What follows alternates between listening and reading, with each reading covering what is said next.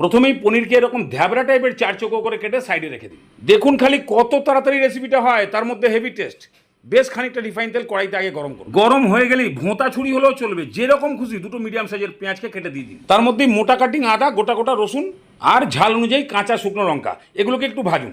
যেই পেঁয়াজটা একটু নরম হয়ে গিয়ে পাপড়িগুলো খুলে যাবে, দুটো মিডিয়াম সাইজের টমেটো যেরকম খুশি কেটে দিয়ে দিন। তার সঙ্গে অল্প করে কসুরি মেথি দিয়ে এবার এটাকে ভাজুন। টমেটো যখনই নরম হয়ে গিয়ে ছোকলা ছাড়তে শুরু করে দেবে, সেই সময় তেল ছেঁকে তুলে নিয়ে এটাকে ঠান্ডা করুন। তেল একটু বেশি নিতে বলেছিলাম, তার কারণ এই তেলেই রেসিপিটা হবে। আর এইভাবে পেঁয়াজ রসুন ভাজলে পরে ফ্লেভারটা পুরো তেলে ঢুকে যাবে। এবার পুরোপুরি ঠান্ডা হয়ে গেলে এরকম ইংলিশ বাটা মেশিনে ঢালুন, সামান্য একটু জল দিন, ভালো করে পিষিয়ে বাস পেঁয়াজ রসুনের সিন্নি রেডি। এবার চলে আসুন কড়াইতে, যা তেল আছে রেসিপিটা হয়ে যাবে। তেলটাকে গরম করে নিয়ে 1 চামচ গোটা জিরে, একটা ফাটানো বড় এলাচ, একটা তেজপাতা, সামান্য একটুখানি দারচিনি আর একটুখানি জয়িত্রী ফুল, এগুলোকে সামান্য একটু নাড়িয়ে চাড়িয়ে দিলে একটা ভালো ফ্লেভার পাবেন। সেই সময় সিন্নিটাকে দিয়ে দিন কড়াই। এই সিন্নি তৈরি করতে গিয়ে আপনি যত জায়গায়